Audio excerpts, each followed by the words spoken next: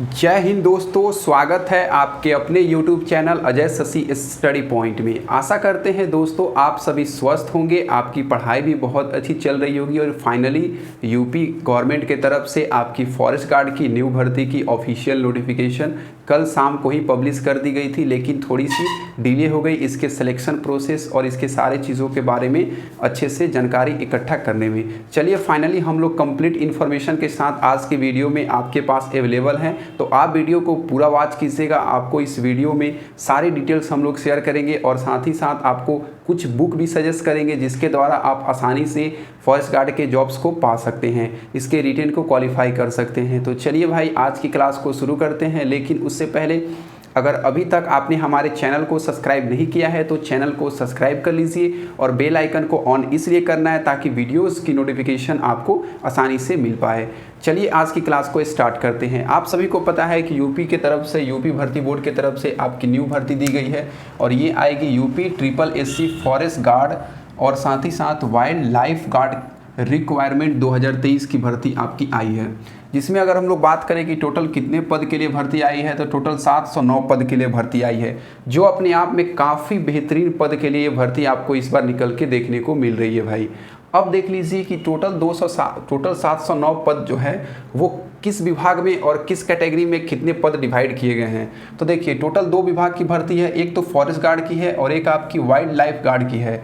तो बात कर लेते हैं कि जनरल की भर्ती जो है वो फॉरेस्ट गार्ड में और वाइल्ड लाइफ में कितनी है, तो 333 आपकी जनरल में और 8 भर्ती जो है मात्र आपकी वाइल्ड लाइफ गार्ड में है। वाइल्ड लाइफ गार्ड जो होती है काफ़ी अच्छी भर्ती होती है और फॉरेस्ट गार्ड जो होती है ये भी आपके जंगल के अंदर दोनों ही भर्ती होती है, काम दोनों का यही होता है, लेकिन जो थोड़ी सी प्रोफेशनल भर्ती होती है वो होती है आपकी वाइल्ड लाइफ गार्ड की। तो इसलिए इसकी जो सीट होती है वो काफ़ी कम होती है क्योंकि वो थोड़ी सी ऑफिसर ग्रेड की जॉब होती है। कम ऑफिसर जो होते हैं ज़्यादा से ज़्यादा फॉरेस्ट गार्ड को कंट्रोल करते हैं, अपने अंडर में रख लेते हैं। तो इसीलिए क्योंकि इनका काम होता है सिर्फ इंस्ट्रक्शन देना और सिर्फ जो है फील्ड के बारे में सारी जानकारी जो है प्रोवाइड करना, बाकी फील्ड वर्क जो होता है फील्ड में जो काम करते हैं वो फॉरेस्ट गार्ड करते हैं। तो इसीलिए फॉरेस्ट गार्ड की भर्ती अधिक मात्रा में आती है। बात कर लेते हैं ओबीसी में कितनी सीट है, तो देखिए फॉरेस्ट गार्ड का 97 और वही वाइल्ड लाइफ गार्ड का मात्र 4। बात कर लेते हैं अगर ईडब्ल्यूएस की, तो ईडब्ल्यूएस में आपका फॉरेस्ट गार्ड का 69 और वाइल्ड लाइफ का मात्र 1 पद के लिए भर्ती आई है। बात कर लेते हैं आपका एससी में, तो फॉरेस्ट गार्ड के लिए 189 और वही वाइल्ड लाइफ गार्ड के लिए मात्र 3 भर्ती है। एसटी में देखिए फॉरेस्ट गार्ड की 5 भर्ती और वाइल्ड लाइफ गार्ड की कोई भी भर्ती आपकी नहीं है एसटी में। तो देखिए आप वाइल्ड लाइफ गार्ड में नहीं भरेंगे तो क्या हुआ, एसटी के जो फॉरेस्ट गार्ड हैं इसमें आप अप्लाई कर सकते हैं। वही बात कर लेते हैं ईडब्ल्यूएस में, देख सकते हैं वाइल्ड लाइफ गार्ड में मात्र 1 पद के लिए भर्ती आई है, तो वहीं आप फॉरेस्ट गार्ड के लिए अप्लाई कर दीजिए अगर आप सेफ जाना चाहते हैं तो ठीक है, ये अच्छी रहेगी आपके लिए। अब चलिए भाई अप्लाई डेट जो है वो कब से स्टार्ट होने वाली है, तो ये आपको अभी आपके पास 2-4 दिन का समय है, तो आप अच्छे से सिलेबस पे काम कीजिए, इसके प्रीवियस ईयर क्वेश्चंस वगैरह पे काम कीजिए, इसके क्या कट ऑफ होते हैं ये भी देख लीजिए। इन फ्यूचर आपको थोड़ी 1-2 वीडियो मिलेगी हमारे तरफ से जो कि कट ऑफ स्ट्रैटेजी के ऊपर होगी। देखिए अप्लाई डेट की बात करते हैं तो 20 सितंबर से आप फॉर्म जो है 10 अक्टूबर तक अप्लाई कर सकते हैं 2023 में, ठीक है, ये चीज़ आप ध्यान में रखेंगे। बात कर लेते हैं कि इसके लिए फ़ी आपको कितना पेमेंट करना होगा, तो मात्र 25 रुपये की ऑनलाइन फ़ी पेमेंट करनी है, ठीक है ना, ऑल कैटेगरी के लिए। देखिए करेक्शन के लिए अगर आप फॉर्म में कोई भी चीज़ त्रुटि कर देते हैं तो देखिए 17 अक्टूबर को 1 दिन के लिए आपकी जो है फॉर्म एडिट का ऑफिशियल वेबसाइट को ओपन किया जाएगा, तो आप फॉर्म में एडिट कर पाएंगे। देखिए प्रयास करना है कि आपको अपना नाम और उसके स्पेलिंग, आपको अपने फादर्स नाम और उसके स्पेलिंग में, उसके स्पेस में, मदर्स नेम में, डेट ऑफ बर्थ में, ये सारी चीज़ें में कम से कम 4 से 5 चीज़ होती है जो कि बेसिक इन्फॉर्मेशन होती है। इसमें आप प्रयास करें कि ना गलती हो आपसे, क्योंकि इसमें अगर गलती हो जाएगी तो फिर आपको समस्या ज़्यादा हो सकती है। देखिए एज लिमिट की अगर बात कर लेते हैं तो अगर आपका जन्म 1 जुलाई 2023 से आपको काउंट किया जाएगा, आपको यहाँ तक आपका एज जो है कितना हो जाना चाहिए, 18 साल और 40 साल। इसके अलावा जो है आपको कैटेगरी वाइज भी आपको एज में छूट मिलती है। जैसे बात करते हैं अगर आप ओबीसी वाले हैं तो 3 साल की, अगर एससी एसटी वाले हैं तो 5 साल की, ठीक है। चलिए भाई आगे हम लोग बढ़ते हैं और कुछ इन्फॉर्मेशन है जो आपके लिए जानना काफ़ी ज़रूरी है, जैसे कि क्वालिफिकेशन को लेके भी आपके अंदर काफ़ी डाउट्स बने हुए हैं, तो चलिए भाई इसको भी क्लियर कर देते हैं। देखिए क्वालिफिकेशन की अगर बात कर लेते हैं तो मात्र 12th पास जो है क्वालिफिकेशन रखा गया है, लेकिन इसके साथ में पैट 2022 का स्कोर कार्ड आपके पास होने चाहिए, ये भी आपसे मांगा गया है। ये अगर है पैट 2022 वाला तभी जाके आप जो है एलिजिबल हो पाएंगे। इस भर्ती के लिए। ठीक है, चलिए अगर आप एलिजिबल हैं तो इसके सिलेक्शन प्रोसेस को भी थोड़ा देख लीजिए कि इसके सिलेक्शन प्रोसेस आखिर क्या है। तो देखिए भाई, इसकी जो सिलेक्शन प्रोसेस है 4 स्टेप है। पहला स्टेप में आपका रिटन टेस्ट, फिर आपकी फिजिकल टेस्ट, फिर मेडिकल टेस्ट और फिर डीबी। तो चलिए सबसे पहले हम लोग जो है वो रिटन टेस्ट को समझते हैं। तो रिटन टेस्ट की सिलेबस क्या आपसे कहती है, तो भाई देखिए रिटन टेस्ट की जो सिलेबस है आपके सामने ही है, जिसमें टोटल 200 प्रश्न होंगे, 200 नंबर के होंगे और इसके लिए जो समय दिया जाएगा आपको 2 घंटे 30 मिनट का समय दिया जाएगा।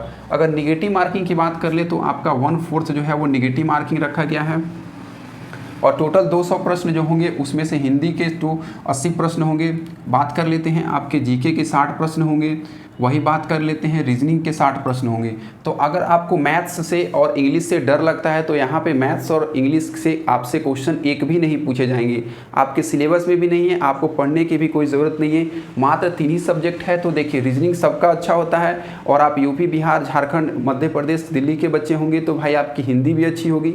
और बात कर लेते हैं जीके, तो जीके आपको मात्र थोड़ी सी पढ़नी होगी। तो देखिए कितनी अच्छी सिलेबस है इसकी। हिंदी है 80 प्रश्न 80 नंबर के, जीके के आपके 60 प्रश्न हैं और वो भी 60 नंबर के, और रीजनिंग के 60 प्रश्न 60 नंबर के। तो आप अगर रिटन में अच्छा नंबर लेकर आओगे तो आपकी जो ज्वाइनिंग की प्रोसेस में आपको थोड़ी सी भी प्रॉब्लम नहीं आएगी। आपको मेरिट लिस्ट में आपका सिलेक्शन आसानी से हो पाएगा फाइनल स्टेज के लिए। देखिए आपने रिटन के सिलेबस को समझ लिया। अब दूसरे स्टेप में आपकी क्या होगी, तो भाई फिजिकल होगी। तो चलिए सबसे पहले फिजिकल एलिजिबिलिटी को देख लीजिए। तो देखिए जो मेल कैंडिडेट हैं वो इधर देखेंगे और जो फीमेल्स होंगी वो इधर देखेंगी। देखिए भाई सबसे पहले आता है आपका हाइट एलिजिबिलिटी में। तो जो मेल कैंडिडेट हैं ऑल कैटेगरी के लिए 168 सेंटीमीटर और एसटी जो होंगे मेल कैंडिडेट उनको 160 सेंटीमीटर हाइट उनकी होनी चाहिए। वही जो फीमेल कैंडिडेट होंगी वो 152 सेंटीमीटर ऑल कैंडिडेट के लिए और एसटी के लिए 147 सेंटीमीटर आपका हाइट रखा गया है। दूसरे नंबर पे एलिजिबिलिटी की बात करें तो आपकी आती है चेस्ट।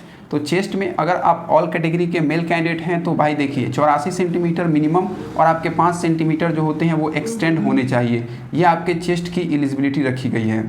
वही बात कर लेते हैं अगर आप एसटी से आते हैं तो भाई आपकी चेस्ट अलग होगी। कैसे?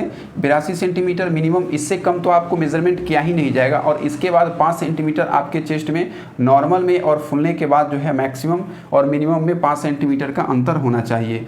अगर वही फीमेल्स की बात कर लेते हैं तो चेस्ट की कोई भी मेजरमेंट एलिजिबिलिटी फीमेल्स की नहीं मांगी जाती है, सिर्फ मेल कैंडिडेट का होता है। देखिए भाई अगर आप मेल और फीमेल दोनों अगर हाइट और चेस्ट में क्वालिफाई कर जाते हैं फिजिकल एलिजिबिलिटी टेस्ट में, तो फिर आप आते हैं कहाँ पे पहुँचते हैं, फिर आप रनिंग प्रोसेस में पहुँचते हैं। तो देखिए रनिंग प्रोसेस में आपसे जो है वो मेल कैंडिडेट को 25 किलोमीटर की रनिंग करवाई जाएगी और 4 घंटे का वक्त आपको दिया जाएगा। और साथ ही साथ जो मेल कैंडिडेट होंगे अपने साथ जब भी वो रनिंग करेंगे, चाहे आप पैदल चलें या फिर रनिंग करें, आपको जो है अपने साथ 10 किलोमीटर बोल रहे हैं 10 केजी का कोई भी वजन का सामान आपको दिया जाएगा वहाँ पे, चाहे जो भी अवेलेबल होगा। या तो हो सकता है कि पीठ में आपको ऐसे करके टांग लेनी है और साथ में आपको आप चलिए या दौड़िए तो कुछ भी कीजिए आपको, लेकिन 10 केजी का वजन का आपको साथ रखना ही पड़ेगा। ये मेल कैंडिडेट के लिए है रनिंग प्रोसेस। वही बात कर लेते हैं फीमेल कैंडिडेट के लिए। तो ऑफिशियली नोटिफिकेशन में आपका कहीं भी फीमेल कैंडिडेट का वजन का जिक्र नहीं किया गया है, मात्र ये बताया गया है कि 14 किलोमीटर की ऑल कैटेगरी की फीमेल्स जो हैं वो रनिंग करेंगी या तो पैदल चलेंगी, जो भी करेंगी उनका फिजिकल टेस्ट होगा, जिसके लिए उनको समय कितना दिया जाएगा, 4 घंटे का वक्त दिया जाएगा। बहुत जगह आपको ये बताया जा रहा है कि फीमेल्स को भी 10 केजी का वजन का कोई वस्तु दिया जाएगा जिसको साथ में लेके रनिंग करनी है, लेकिन ऐसा कुछ नहीं है, सिर्फ मेल कैंडिडेट के लिए है। इसके अलावा अगर आपको नोटिफिकेशन के रिगार्डिंग कोई भी ऐसी डाउट्स हो सकती है जो आपके मन में हो तो आप जो है आसानी से पूछ सकते हैं हमसे, ठीक है, कमेंट के माध्यम से। अब देख लीजिए आपको बात करते हैं कि इसके लिए ऐसी कौन सी 3 बुक है जो कि मात्र आप 3 बुक पढ़ें और 200 में से मैक्सिमम नंबर आपके उसी बुक से आएँ।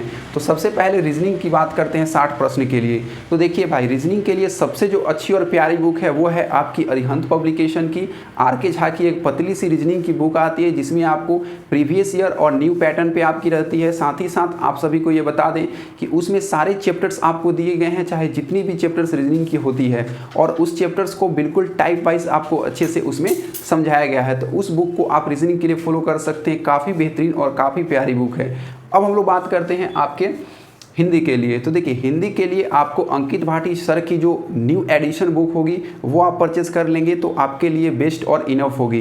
क्योंकि देखिए, हिंदी के आपके टोटल 80 प्रश्न आ रहे हैं और 80 नंबर के आ रहे हैं, तो कहीं ना कहीं ये मेरिट लिस्ट में आपके सिलेक्शन की प्रक्रिया में बहुत ही अहम रोल होने वाला है, इंपॉर्टेंट इसकी रोल है। तो इसलिए हिंदी के लिए आप उनकी बुक को फॉलो करें तो ये आपके लिए काफ़ी बेहतरीन होगी। अब बात कर लेते हैं जीके को लेके। तो जीके को लेके सबसे पहले आप 2 बुक रखें, ठीक है। एक तो मे भी सभी के पास लूसेंट होती है, तो लूसेंट आपके लिए जीके के लिए इनफ है। और दूसरी बुक आप क्या ले सकते हैं, तो एक अंकित भाटी सर की ही बुक आती है जो कि सामान्य ज्ञान की ऑब्जेक्टिव बुक है, जो कि ऑल कम्पिटिटिव एग्जाम के लिए इंपॉर्टेंट है आज के डेट में। खास करके जो एसएससी और स्टेट एग्जाम्स होती है उसके लिए काफ़ी ही इंपॉर्टेंट है वो बुक, क्योंकि रेलवे में तो आपके जीके वैसे पूछे नहीं जाते हैं, तो जीके की तो जिक्र रेलवे में होती नहीं है। और उसमें टोटल आपके 11,000 ऑब्जेक्टिव प्रश्न है, जो कि चैप्टर वाइज और टाइप वाइज, और ये जो है प्रीवियस प्रश्न हैं और न्यू एग्जाम पैटर्न पे प्रश्न को तैयार किया गया। तो काफ़ी प्यारी बुक है, आप अगर उस बुक को पढ़ लेंगे तो काफ़ी अच्छे और तरीके से आप जीके को भी स्ट्रॉन्ग कर पाएंगे।